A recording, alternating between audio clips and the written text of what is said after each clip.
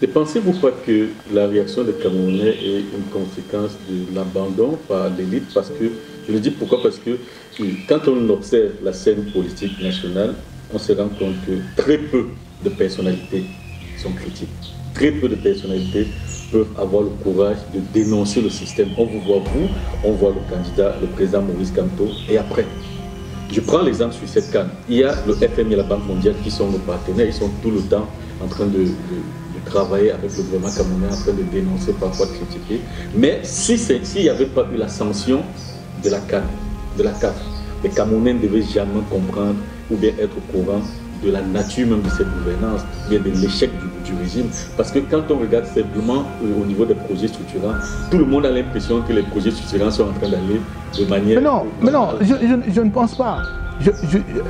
Albert Michel, je pense que vous-même, vous dénoncez hein, dans vos écrits, moi je le vois, si les autres ne voient pas, moi je le vois, vous dénoncez dans vos écrits, n'est-ce pas, ces projets structurants, vous les avez dénoncés, le port de Kribi, les agropoles, les autres projets hydroméquines, je vous vois les dénoncer tout le temps. Mais vous devez vous poser la question vous-même, mais est-ce que les Camerounais sont comme tétanisés? Est-ce que les Camerounais comme sont zombifiés? Il y en a qui parlent d'envoûtement collectif, mais comme je ne crois pas à ces choses-là, ce n'est pas un envoûtement collectif. Si on vous dit maintenant, il y a une bande de sorciers qui vont venir dans la journée, comme ils ont fait pendant les élections là. Vous avez une bande de sorciers au sud qui vient en plein jour, commencer à faire des incantations pour que Biya soit réélu. Et puis vous voyez des gens qui viennent se mettre autour d'eux et y croient. Mais vous croyez à la sorcellerie? Mais ce n'est pas possible. Je vous ai bien dit un jour ici, en vous montrant des écrits d'Atali, où on voyait que mais la sorcellerie, elle a bien existé en Europe. Des sorciers qui, au XVe siècle, faisaient également la même chose. On disait que les femmes se transformaient en chouettes volant, allant sucer le sang des enfants. Tout cela, c'est le mouvement de l'histoire, n'est-ce pas? C'est le mouvement de l'histoire. Ces sorciers ont existé partout. Mais après, il y a eu quelques pionniers en Europe pour dire que ça suffit. Un être humain ne peut pas juste sortir et dire qu'il va nous gérer de droit divin. Il faut qu'on change notre destin. La science est apparue, n'est-ce pas? Les gens ont commencé à remettre les choses en cause. Et dans ce mouvement-là, l'ignorance a commencé à reculer. C'est à nous de penser, mais vous avez raison de parler des élites, de manière générale. Mais les quelques-unes qui se lèvent, que ce soit Maurice Kamto, moi-même et d'autres, n'est-ce pas? Quand on se lève, le pharmacien Jopang, n'est-ce pas? Qui aurait pu... le pharmacien Jopang qui aurait pu vivre, n'est-ce pas, aisément avec sa pharmacie, n'est-ce pas? Aben Zongang, qui aurait pu vivre aisément avec ce qu'il a déjà fait. Quand vous voyez vos aînés de cet âge, 60 ans, 66 ans, 70 ans, se lever pour dire non, mais il faut qu'on voit. Ils le font pourquoi? Ils le font en exprimant ce ras-le-bol, mais il faut qu'on voit les soutiens. Mais là, dernièrement, quand Maurice Kamto est rentré d'Éthiopie, vous avez bien vu que les jeunes gens, c'est ça qu'il faut faire. C'est ça qu'il faut faire. C'est ça qu'il faut continuer de faire. C'est cette résistance qu'il faut continuer de faire, en inversant les choses. Jusque-là, les gens voulaient qu'on célèbre le fait. C'est-à-dire que vous, on leur donnait les fouets pour qu'ils nous fouettent. Mais il faut que ça s'arrête. Ça, il faut que ça s'arrête, parce que le mouvement est inversé maintenant, et il faut qu'il continue à être inversé. Ce n'est qu'à ce prix qu'on va changer notre destin, et ce n'est qu'à ce prix que vous allez changer votre destin. Et que nous allons vous aider à changer votre destin, en prenant notre responsabilité. Christian Pendekoka, président du mouvement Agir, on vous a vu dans une coalition avec le candidat Maurice Kamto. On vous a vu aux côtés de Maurice Kamto au carrefour Loncat, lors de sa sortie. Le Conseil constitutionnel, bien sûr. Effectivement, le jour où le président prêtait serment. Ouais. Non, pas le jour où le président prêtait serment, on n'était pas là-bas. Mais on vous a vu au carrefour Loncat. Au Conseil constitutionnel, pour les revendications qu'on faisait. D'accord. Vous étiez là quand il prêtait serment. Après le Conseil constitutionnel, on vous a vu au Grand Point Loncat. Oui, le jour où le président prêtait serment, vous avez raison. Effectivement. Oui, vous avez raison. Ouais. Et ça nous amène à vous poser une question. Sachant que vous êtes proche du candidat Kamto, qu'est-ce qui s'est passé à Addis Abeba? Ok, avant d'arriver directement à votre question, d'ailleurs, vous faites bien de soulever ce problème du carrefour Loncat pour ne pas te protester. Oui. Encore une fois, vous voyez quelqu'un qui prétend avoir apporté la démocratie, n'est-ce pas, à un pays, c'est-à-dire que les droits et libertés, on vient nous arrêter simplement parce que, pacifiquement, on est en train de s'adresser aux militants de la coalition. Vous voyez ce que je veux dire, au carrefour Loncat ce jour. Vous avez une armada de policiers, une trentaine de voitures qui sont venues, comme s'il y avait vraiment un événement, une atteinte à la sécurité du pays. Vous voyez déjà l'état d'esprit d'un régime dont le chef dit qu'il a apporté la démocratie à un pays. Passons. Maintenant, pour revenir à votre question, qu'est-ce qui s'est passé en Éthiopie? Vous savez, il y a un certain nombre de démarches que nous faisons de cet ordre. Ce sont des démarches diplomatiques.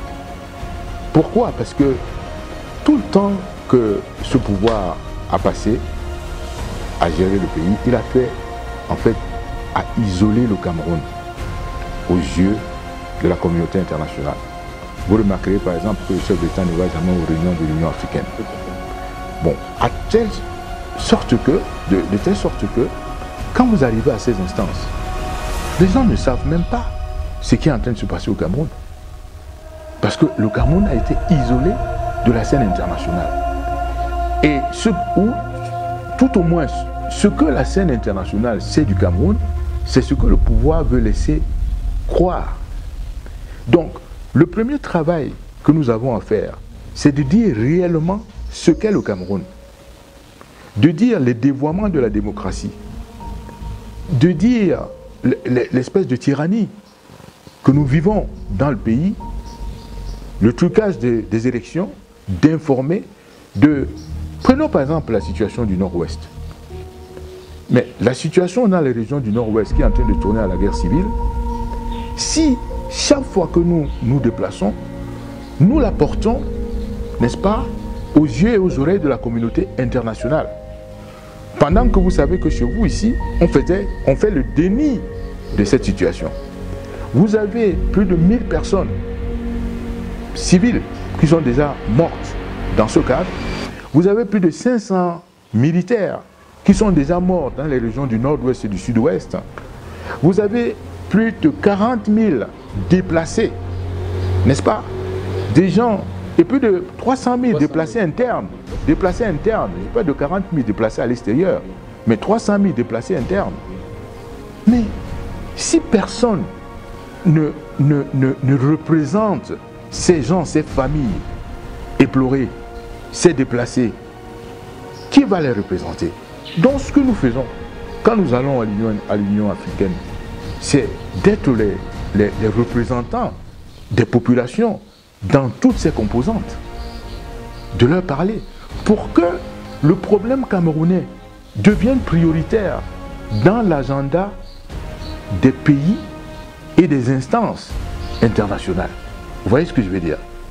Pour que le problème camerounais, dans tous ses aspects, aspect politique, aspect démocratique, aspect économique, aspect des souffrances des populations, pour que le problème camerounais devienne prioritaire dans l'agenda de l'Union européenne, de l'Union africaine, des pays, n'est-ce pas, des États-Unis, du Canada, et ainsi de suite. Si vous n'avez personne pour porter la voix de ces gens à ces endroits, étant donné que vous, à l'intérieur, vous faites le déni du problème, vous faites comme si les Camerounais ne mouraient pas. Vous faites comme si les militaires ne mouraient pas. Vous faites comme si tout était bien. Qui va porter leur voix? C'est le travail que nous faisons. Et c'est à travers... Pardon? Est-ce que vous avez le sentiment que ces partenaires du Cameroun sont impliqués? Mais bien entendu, le fait de le dire, forcément, ils vous écoutent. C'est comme ça qu'on bâtit une prise de conscience. Même vous, lorsque vous êtes en train de travailler avec moi habituellement, c'est quand je vous emporte une information que vous vous rendez compte qu'effectivement cette information existe. Il y a une démarche à faire, qui est une démarche classique. Si je ne vous informe pas d'une situation, comment vous savez qu'elle existe?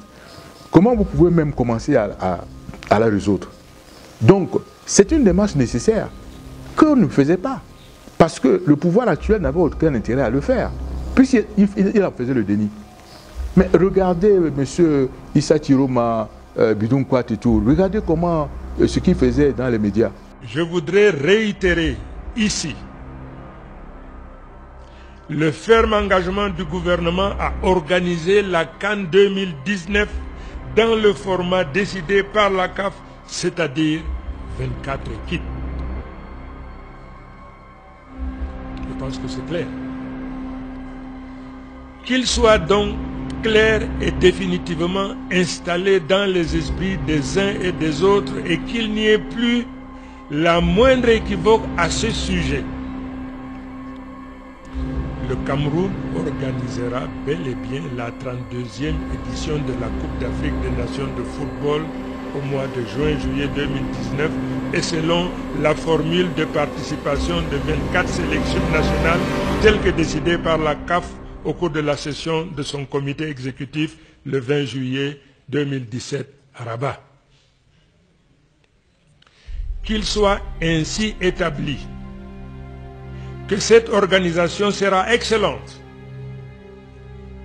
qu'elle sera couronnée de succès, à l'entière satisfaction de la CAF, du public camerounais et de la communauté sportive africaine et mondiale. Il faut que ce soit gravé de manière définitive dans l'esprit des uns et des autres, en particulier des journalistes. À cet effet, le gouvernement tout entier, en relation étroite avec la Fédération camerounaise de football, est en permanence mobilisé sous la très haute impulsion du président de la République, chef de l'État, son Excellence M. Paul Biya, et sous la coordination effective de M. le Premier ministre. Sur les mais sur la question, des faux mais bien sûr, mais qui veut le savoir. Transparency internationale pour légitimer à l'international. Mais bien entendu, mais le plus extraordinaire, c'est quand vous voyez leur vidéo avant la CAN. Nous avons l'habitude au Cameroun des faits inédits et originaux. Imaginez, le Cameroun sera le premier pays à organiser la CAN dans son nouveau format de 24 pays sur 6 sites. Un gros challenge, hein? C'est un gros challenge, mais nous en avons l'habitude. Mais c'est comme des fanatiques des illuminés qui sont en train de dire que la CAN se tiendra au jour J. Et il est même en train de dire que qu'il se met ça dans la tête, que ça se fera à la satisfaction du monde entier. Mais c'est à peine si nous n'aurions pas dit que la reine Elisabeth sera au stade. Mais vous comprenez ce que je veux dire? Mais c'est incroyable. Vous avez vu l'autre bidon, quoi, ce qu'il faisait à la télévision avec le journaliste d'Africa 24. Mais c'est extraordinaire. C'est comme si vous avez des fanatiques, des illuminés, qui sont en train de dire que ça se tiendra parce que le président qui devient pour eux un dieu a fait un oracle. Parce que c'est un oracle. Et que c'est ça l'oracle de Yahweh et qui se réalisera. Le président ne formule pas des vœux. Ces hautes instructions sont des ordres qui sont exécutés à tous les niveaux de la République. C'est des êtres humains qui sont appelés à exécuter ces ordres-là, monsieur le ministre. Mais vous n'avez pas l'impression d'avoir... Si vous avez l'impression d'avoir des gens normaux, raisonnables, non. Et il faut qu'on ramène le pays à quelque chose de normal. Christian Pévé-Kouka, merci. C'est moi.